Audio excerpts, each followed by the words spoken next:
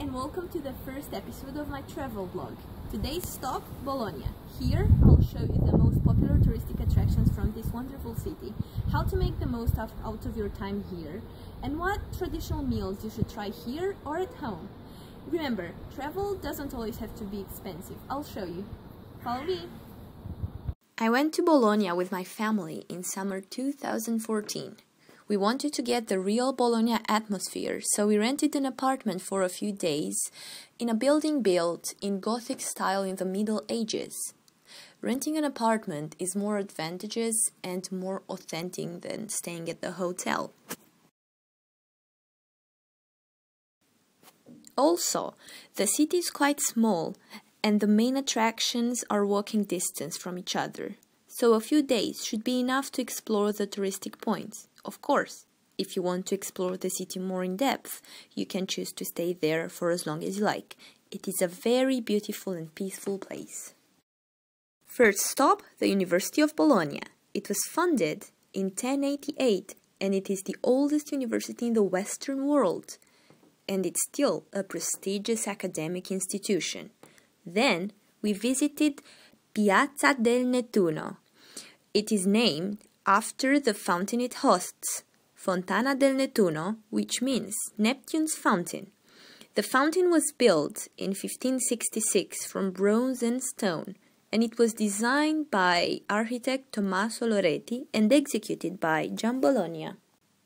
The next day, we climbed in the Torre degli Asinelli, which means the Asinelli Tower. The view from up there is breathtaking, and it was totally worth climbing the stairs of 497 steps.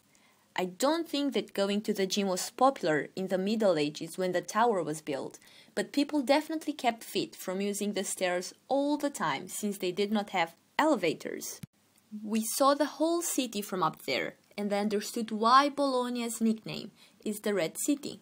The roofs and the houses are red and shades of red and pink, and from up there you can see the whole colorful city, including the small terraces from roofs.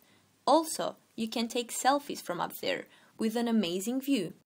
The tower was built between the 12th and 13th century, and it is one of the many towers built in that period. Unfortunately, there are less than 20 towers which resisted until today. They had a military and civic purpose, and they represented the social and financial power of the family who built them. Palazzo d'Accursio means Accursio Palace, and it's situated in Piazza del Maggiore, a central square in Bologna. Palazzo d'Accursio hosts a collection of paintings from the Middle Ages and up to the 19th century.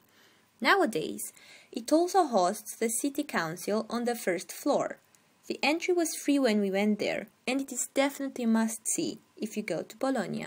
Other attractions from Bologna are Museo Civico Medievale with medieval and Renaissance art, Museo Civico Archeologico, Egyptian and Etruscan art, Pinacoteca Nazionale, the most important art gallery of the city, Santo Stefano, where the holy relics of Saint Petronius are kept, Teatro Anatomico, built in 1638, built entirely from cedar wood, Nani, editorial house, which published some of Carducci's, Capelli and Garibaldi's art.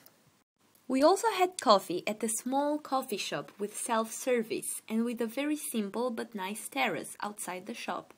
This allows you to admire the historical buildings while you are having a pit stop to charge your batteries before exploring more. One more thing I admire about Bologna is the fact that you can see art not only in the museums, but also on the street. Some of the Gothic-style arcades are decorated with paintings. Oh, and a piece of advice. Don't forget to take breaks to recover your energy. You will need them.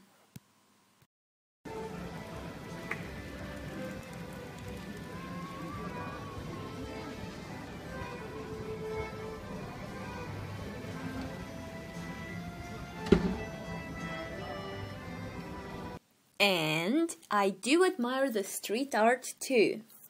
We also visited the student campus, cathedrals, and churches. San Petrino is a church dedicated to Saint Petrino, a bishop from the 5th century and the saint patron of the city. The church was founded in 1390 and it took 300 years to finish it. Now something about the food. The best thing I had in Bologna was tagliatelle pasta with ragu sauce and pinoletto to drink. Ragu sauce, it's made with minced beef, but careful, don't confuse it with bolognese. They are only a bit similar because they're both made with pasta and minced beef, but they are not the same dish. One great aspect about renting an apartment when you go on holiday is that it makes you feel like home in a charming city like Bologna. We even cooked there, pasta, obviously, and I was so excited about cooking in Italy that after I put the pasta on the stove to boil, I clapped at myself saying molto bene, which means very good. Here you can find a wide variety of pasta, tortellini, tagliatelle, green lasagna, cotechini, and zamponi. But the food from Bologna is known to be the best from the whole country.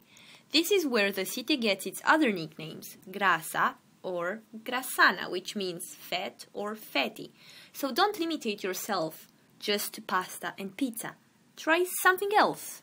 For example, you could try cotoletta bolognese, which is made from veal slices fried in butter and covered in ham and parmesan. Or some sweets, pain de sponge with pistachio, chocolate, grapes and ice cream. Delicious ice cream.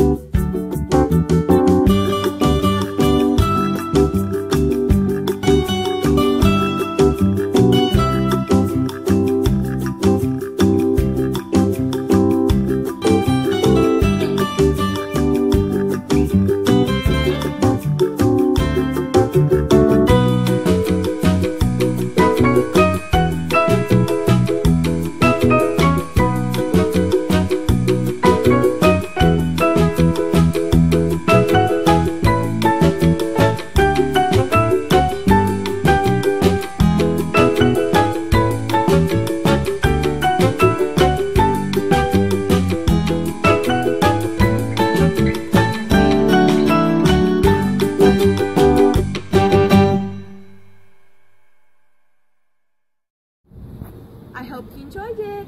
Thanks for watching.